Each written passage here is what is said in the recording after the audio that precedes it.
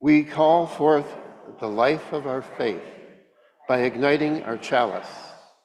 This spark of new beginnings invites us into a sacred space to reflect where we have been and where we are going, even knowing that this particular flame will intentionally end with our ritual extinguishing. We fear not, for we know with brave hearts that from every ending of our lives, we are sent forth to make a new beginning.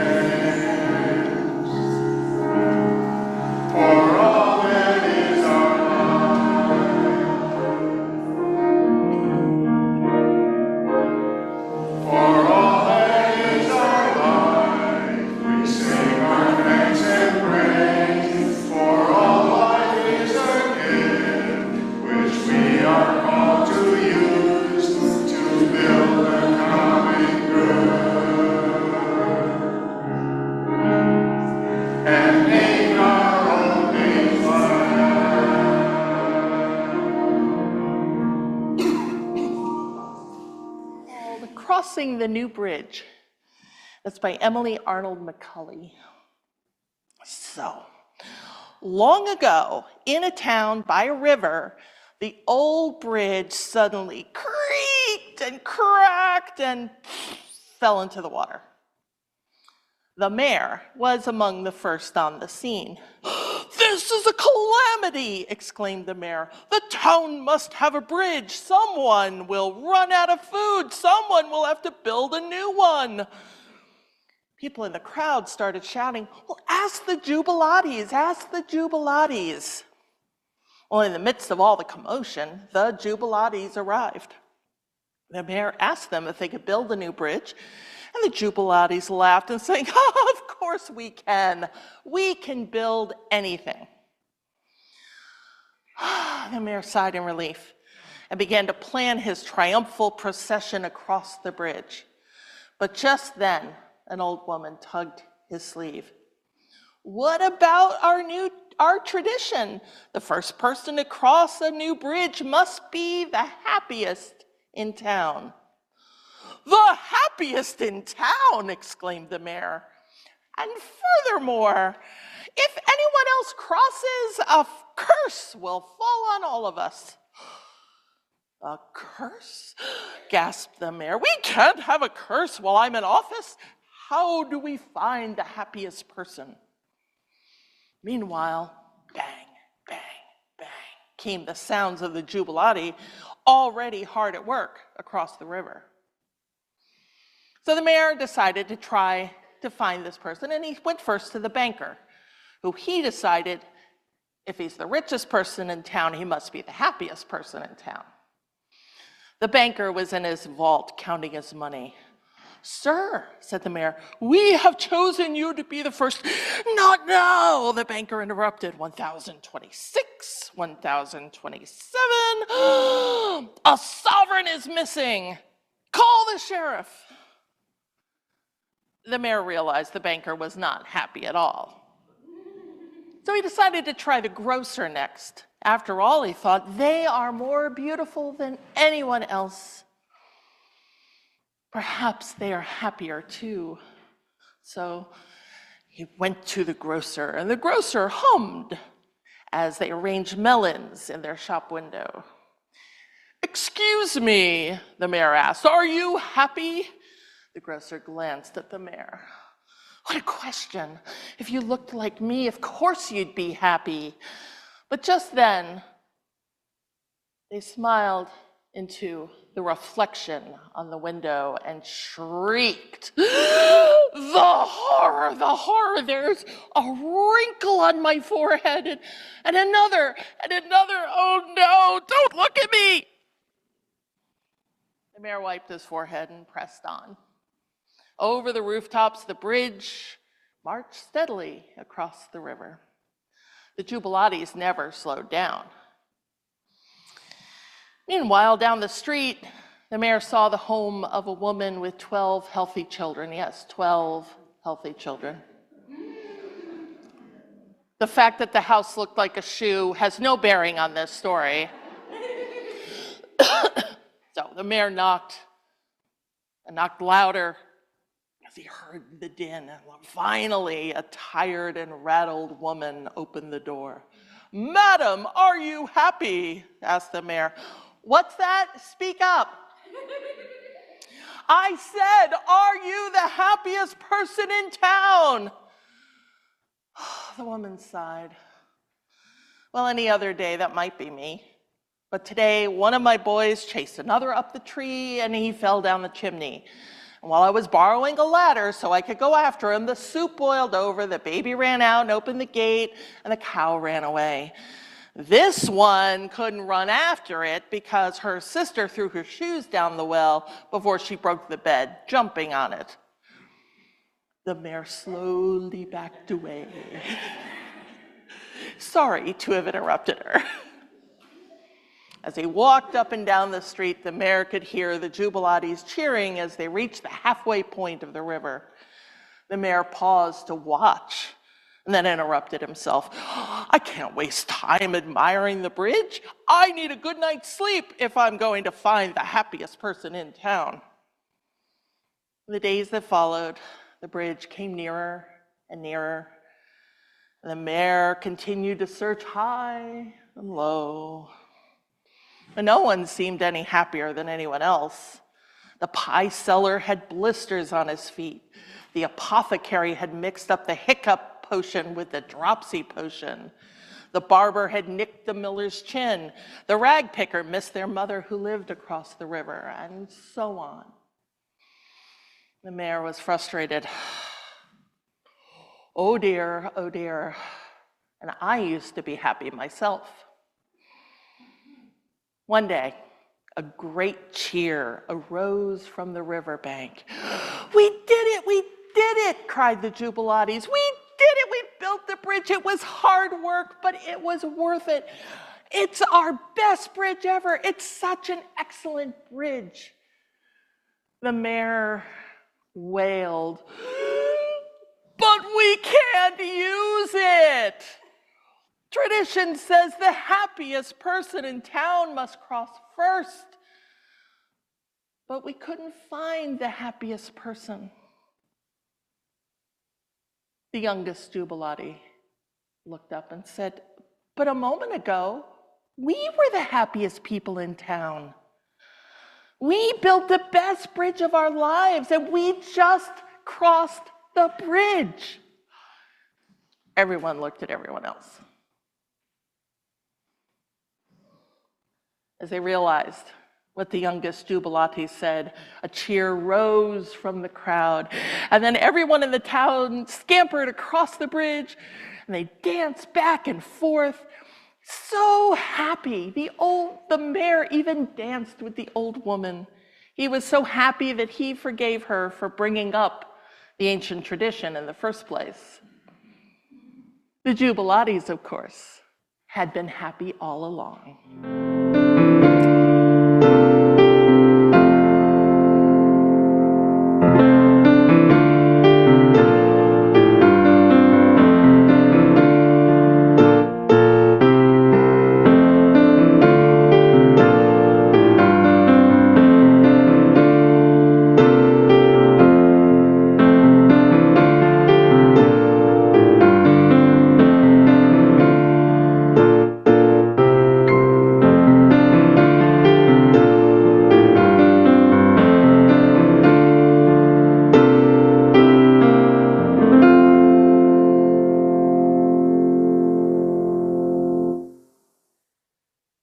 Our reading today is by Reverend Manish Mishra Marzetti. It's entitled, Nothing is Static. The ground shifts, sometimes slowly, sometimes like an earthquake, reminding us that the solidity we often love and seek is an illusion. The crumbling dust of the desert plains, the moist fertility of farmlands, the eroding coastline of tidal shores are all changing. Committees dissolve or are created. Leaders retire or step away. Ministers come and go. Bylaws are amended. New experiences lead to new truths, which foster evolution. The natural course of life always pushing us towards greater understanding of what it means to be human. Everything about our existence points towards change, flexibility, a dynamic recreation, and it's hard because change involves loss. Can we hold the losses well while not holding ourselves back? The ground shifts, sometimes slowly, sometimes like an earthquake. Nothing is static.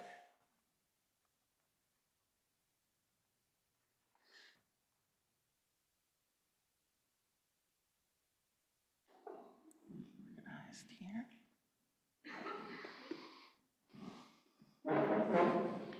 Remember March of 2020? Yeah, I mean, how can any of us, forget? It came face to face with a deadly virus that spread around the world, and that March, we went from gathering together in close proximity, as we had long been used to and hearing a preacher from the pulpit, to sitting in our living rooms or makeshift offices, alone or with just family, watching everyone else in tiny windows on the screen. And we were certain it would last, I don't know, a month or two.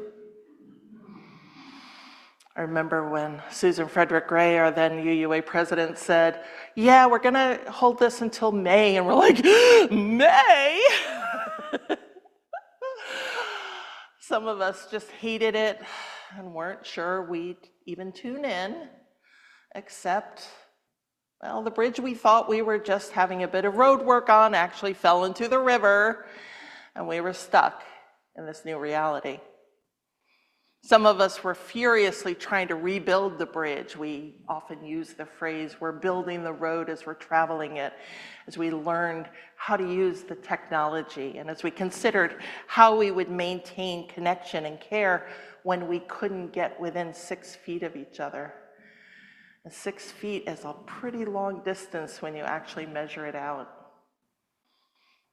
We struggled in those first months. We didn't know anything then. Only the things that supported us in the past were suddenly gone or different, and all we could see was doom, doom.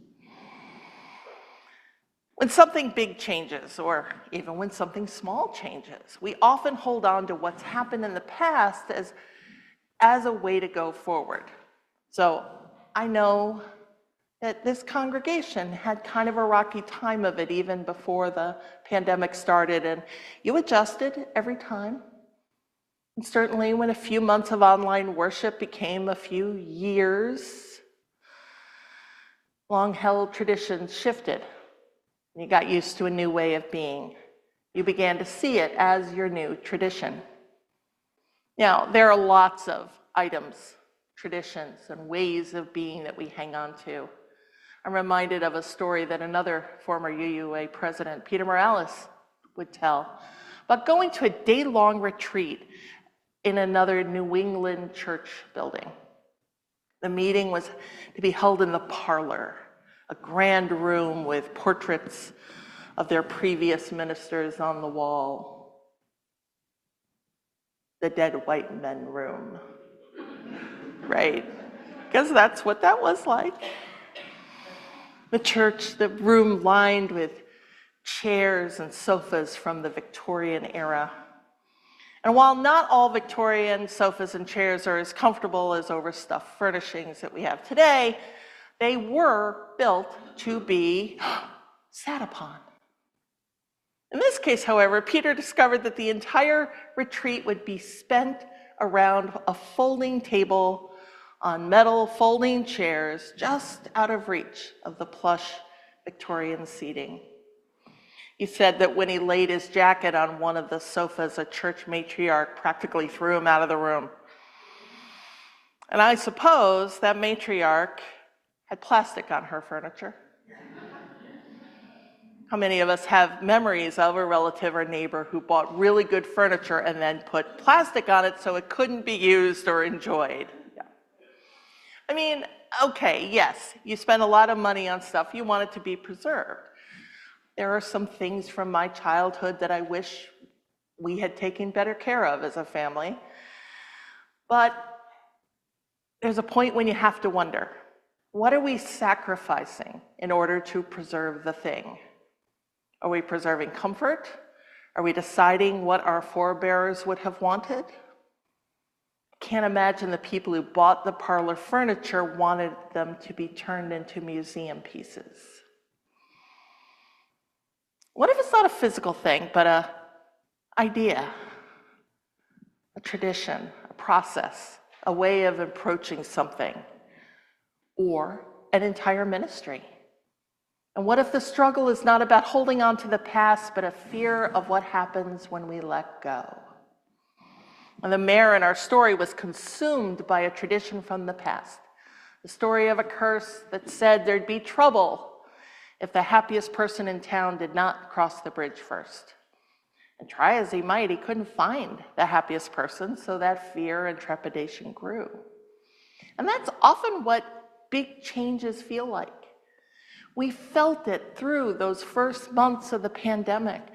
No one knew what to do, and the people were trying to figure out what to do, and those people were wishing the curse, or in this case, the disease, had never existed. And so now you are facing another big change, as they keep on coming.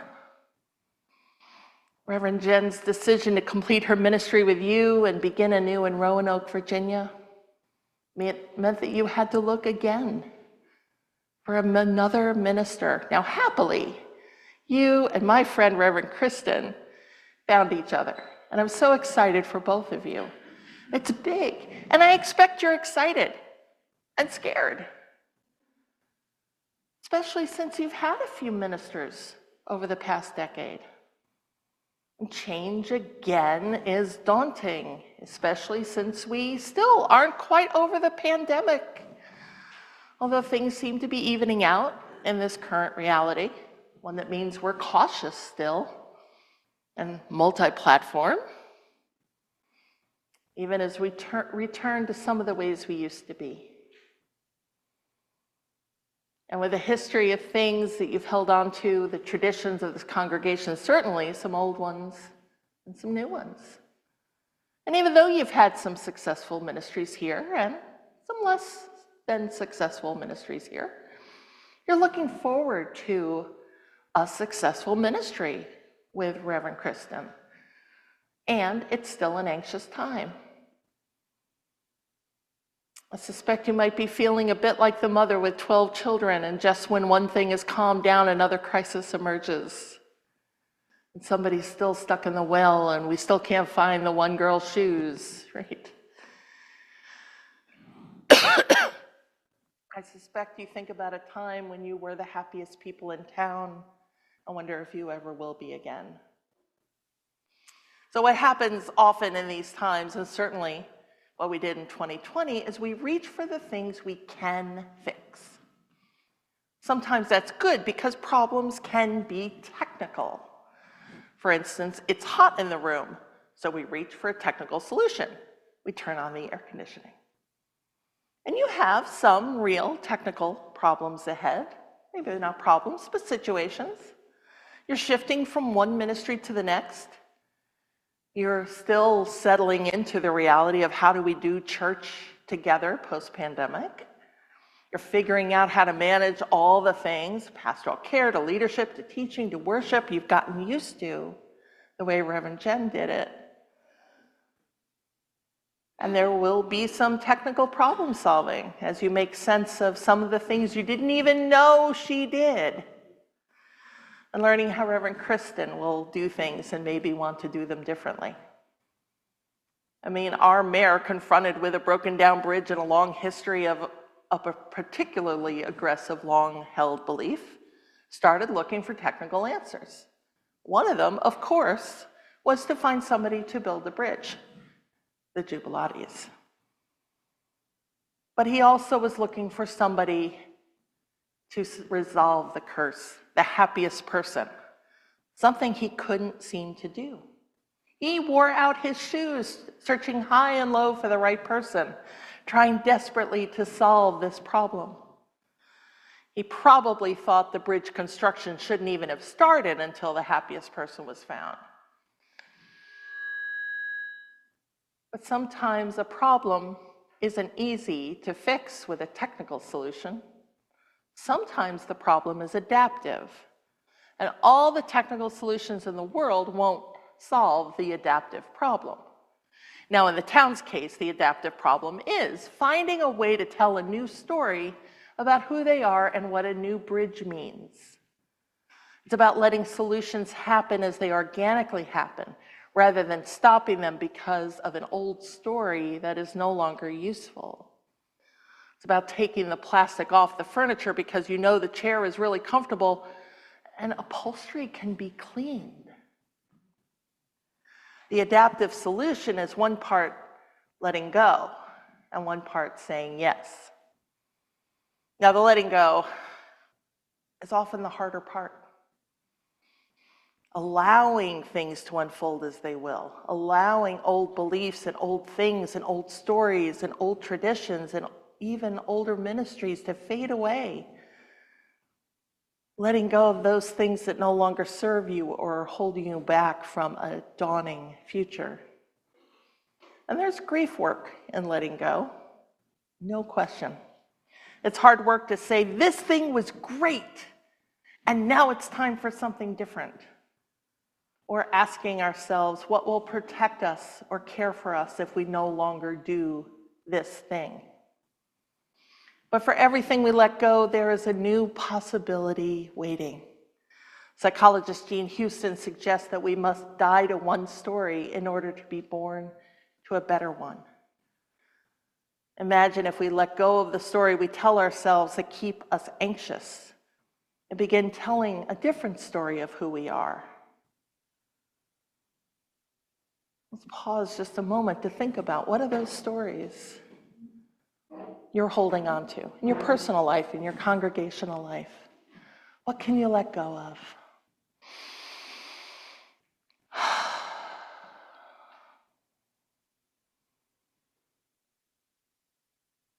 And all that it requires is saying yes. Yes is a risk. Yes is also letting go of knowing how you'll get there and when, and how much it will cost, and who has to be involved, and what the timeline is, and can we get a project manager to draw up some big Gantt charts or something so we know every detail so we're not surprised? Saying yes is a risk, but sometimes you have to do that.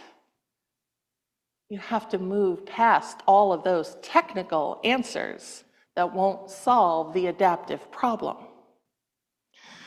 In his book, The Answer to How is Yes, author Peter Block suggests that we often get stuck in asking how a thing will be accomplished and never get past the hows to accomplishing the thing.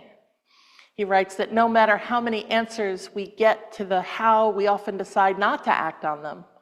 And when we do act on an answer, what have we got? The fault is in the nature of the question.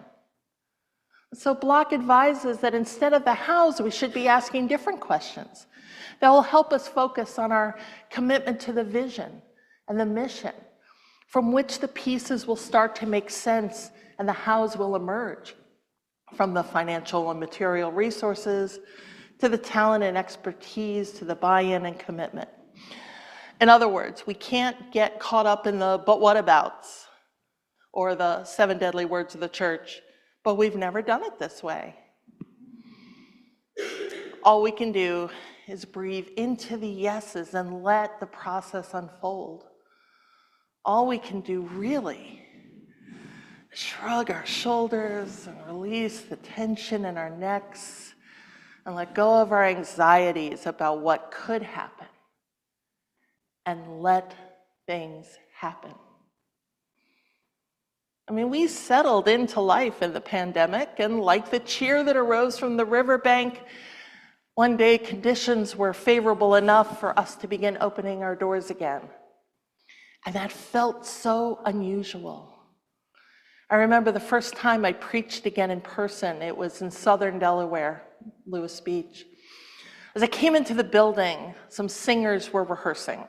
They were masked and they were separated, but they were singing live together to a guitar accompaniment. And I burst into tears of joy. I cried again when I stood in the pulpit and saw real, live humans, masked and distanced, but really there. I heard their breathing, their voices humming the hymns, their eyes reflecting connection and understanding. I heard their laughs. I felt like the mayor who realized that we were already the happiest people. Now, I'm not saying you need to be happy that Reverend Jen left. I love her. I wish her well, and I'm sorry that she has left you, and I'm happy for Roanoke. But when we let go of the fear and trepidations of what might happen next, when we remember we've crossed new bridges before and recently, we might discover that we have been, well, maybe not happy exactly, but we realize we've always had the power to make things better, to weather storms, to deal with the changes we invite and the changes that are thrust upon us. When we let go of what no longer serves us or let go of our expectations of permanence, we can let go of the anxieties and worries that keep us from being present to each other and our hopes for the future. When we let go of those anxieties and worries, we start with a cleared field, fertilized and ready for whatever you and Reverend Kristen decide to plant together next. When we let go and say yes, we can do the joyful, meaningful work ahead of us, not just in this congregation, but in this world. Saying yes to all that is next for this congregation, for ministry changes, for continued attention on keeping folks safe and healthy, continuing to put love at the center of all you do. Saying yes to all of that is saying yes to the complexities of wholeness, to vision, to value, to healing, to love. You see, yes is how the entire universe works. There's just a little more matter than antimatter, a little more creation than destruction, a little more growth than death, a little more yes than no. And if that's how the rest of the universe works, well, and if we're part of the universe, which we are, then it should be how we work. We can say yes to a vision of justice, hope, and love. We can affirm that the path of love is the one worth taking. We can say yes to moving from anxiety and worry toward wholeness and healing. We can see the vision and we're in, even if we're not entirely sure how we get there. Our yes reminds us of covenant and forgiveness, and each day doing a little bit better than the day before. Yes propels us down the sometimes rocky path and wakes our senses with the sweet smell of the leaves and the call of all creation, and leads us in love's astounding beauty. Let us cross that new bridge with joy. Welcome what's next with a resounding, cheerful, joyful yes. Yes. We are going. Heaven knows where we are going, but we know we will. Let us sing together. Hymn 1020, Woo-ya-ya.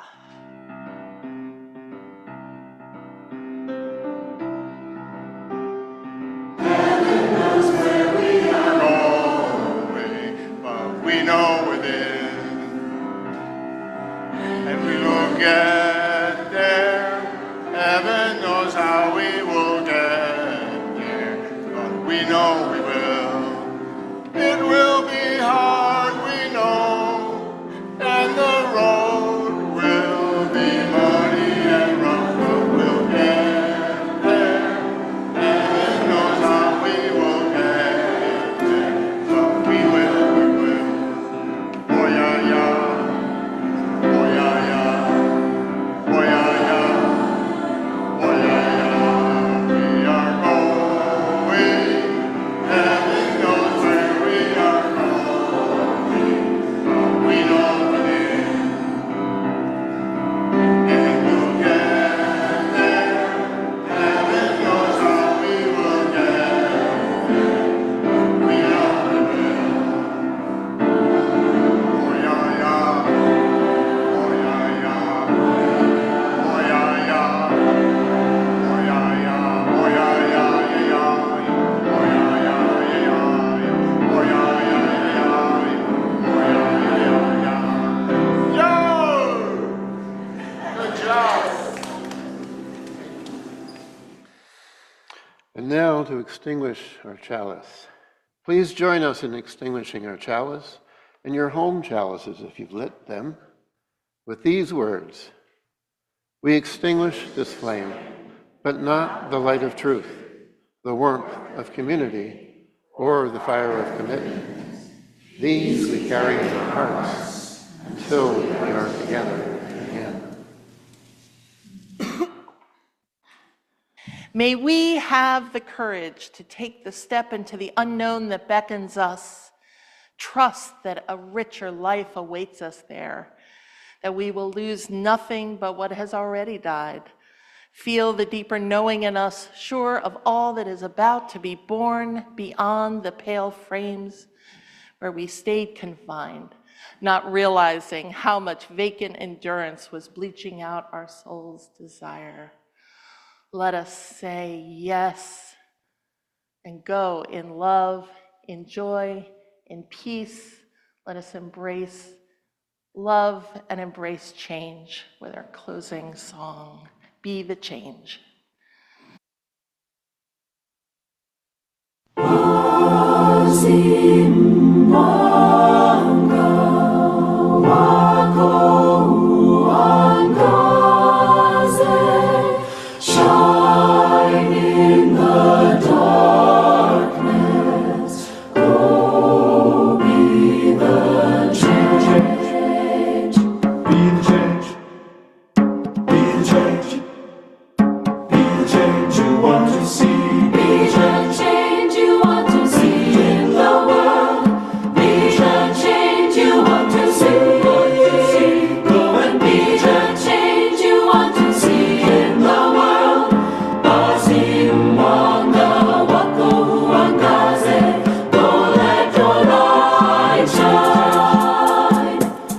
Change you